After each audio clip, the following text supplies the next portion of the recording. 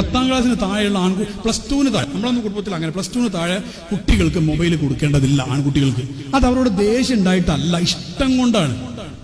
എൻ്റെ അടുത്ത് ഒരു പെൺകുട്ടി ഒരു തവണ വന്നിട്ട് 17 വയസ്സ് അല്ല 19 വയസ്സുള്ള പെൺകുട്ടി 17 വയസ്സിൽ നടന്നൊരു സംഭവത്തെക്കുറിച്ച് എൻ്റെ അടുത്ത് കൺസൾട്ടിങ് വന്നിട്ട് ആ പെൺകുട്ടി പറയണേ, മാതാപിതാക്കളോട് ആ പെൺകുട്ടി മാതാപിതാക്കളെ മുമ്പിൽ വെച്ചിട്ട് മാതാപിതാക്കളോട്, മുസ്ലിംസാണ് അവര്, ചൂടായി ദേഷ്യം പിടിച്ചു. എന്താ പറയുന്നത്, നിങ്ങളാണ് എന്നെ എങ്ങനെ ആക്കിയത്. അപ്പൊ എന്തേ, നിങ്ങൾ ഫോൺ തന്നുകൊണ്ടാണ് ഞാൻ കേടുവന്നത്, നിങ്ങളാണ് എന്നെ കേടുവരുത്തിയത്. അപ്പൊ ഈ ഉമ്മയും ബാബയും പറഞ്ഞു, എടി നീ വാശി പിടിച്ചിട്ടല്ല ഞങ്ങൾ ഫോൺ വന്നത്.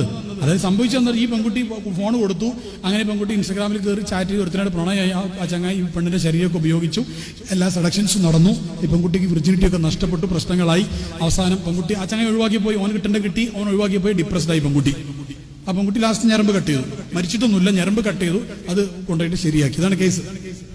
എന്നിട്ട് ഈ പെൺകുട്ടി പറയാം, പെൺകുട്ടി അപ്പോഴും ഡിപ്രസ്ഡാ, അപ്പോൾ എന്റെ ജീവിതം നശിക്കുന്നത് നിങ്ങളാണ്. അപ്പൊ ഈ മാതാപിതാക്കൾ ചോദിച്ചു, ഞങ്ങളല്ല, നിങ്ങൾ തന്നെയാണ്. അപ്പൊ നീ വാശി പിടിച്ചുകൊണ്ടല്ലടി ഞങ്ങൾ ഫോൺ വന്നത്. അപ്പൊ ഈ പെൺകുട്ടിയുടെ മറുപടി, ഇപ്പൊ ആ പ്രായമുള്ള പെൺകുട്ടികൾ ആൺകുട്ടികൾ എല്ലാവരും മനസ്സിലാക്കണ്ട, മോനെ ബാക്കിൽ നിന്ന് വന്നാലോ, ബാക്കിൽ നിന്ന് ഇങ്ങോട്ട് വന്നാലോ, ആ ബാക്കിൽ നിന്ന് ഇങ്ങോട്ട്, നല്ല പൈസ കൊടുക്കും എല്ലാവരും, നല്ല പൈസ കൊടുക്കും, കുറേ ഒന്നും വേണ്ട, ഒരു 2000 അങ്ങനെയൊക്കെയുള്ള സംഖ്യകളൊക്കെ.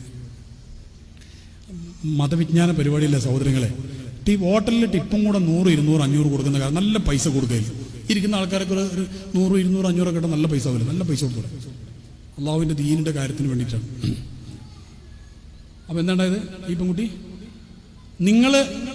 നീ വാശി പിടിച്ചതുകൊണ്ടല്ലേ തന്നത്. അപ്പൊ ഈ പെൺകുട്ടിന്റെ മറുപടി അതാണ് $100 മില്യൺ ക്വസ്റ്റ്യൻ ആ കുട്ടി ചോദിച്ചത്. എന്താണെന്നറിയോ, 17 വയസ്സുള്ള പക്വത ഇല്ലാത്ത പ്രായത്തിൽ ഞാൻ വാശി പിടിച്ചപ്പോ അന്ന് കുറെ പ്രായമുള്ള നിങ്ങൾ പക്വത ഉണ്ടായ ആ പക്വത കാണിക്കേണ്ടിയിരുന്നില്ലേ?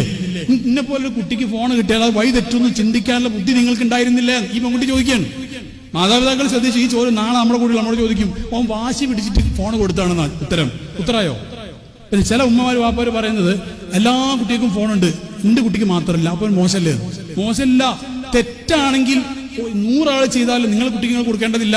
ഇനി 100 ആൾ ചെയ്തിട്ടില്ല ശരിയാണെങ്കിൽ നിങ്ങൾ കുട്ടികൾ കൊടുക്കും വേണം. 100 മറ്റാൾ ചെയ്യുന്നുണ്ടോ ഇല്ല എന്നുള്ളതല്ല, മറ്റവരെന്ത് വിചാരിക്കും എന്നുള്ളതല്ല, ഖാലിഖായ റബ്ബ് എന്ത് വിചാരിക്കും എന്നുള്ളതാണ് വിഷയം.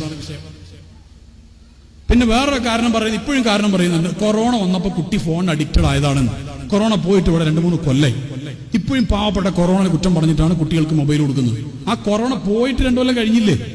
ഇനിയെങ്കിലും ആ ഫോണ് ബിബിഞ്ചരുടെ സ്നേഹത്തോടെ കുട്ടിയെ പറഞ്ഞ് മനസ്സിലാക്കണം. അല്ലെങ്കിൽ പിന്നെ കുഴപ്പമൊന്നുമില്ല, നിങ്ങളുടെ കുട്ടി പഠനത്തിൽ പിന്നാക്കം പോകും, ആ കുട്ടി സ്വഭാവത്തിൽ ബിഹേവിയറൽ ഡിസോർഡർ വരും.